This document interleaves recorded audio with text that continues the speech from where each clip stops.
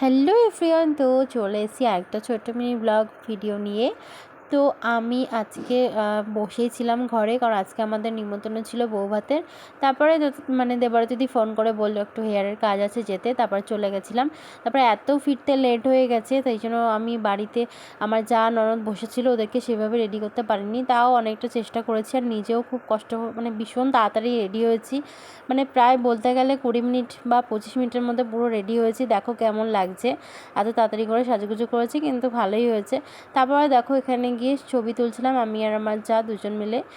তারপরে চলে গেলাম একটু কফি খেতে, পকোড়া। আর খুব খিদে পেয়ে গেছিলো, কারণ সকাল সকাল তাড়াতাড়ি করে খেয়ে নিয়েছিলাম, তারপর কাজে গেছিলাম।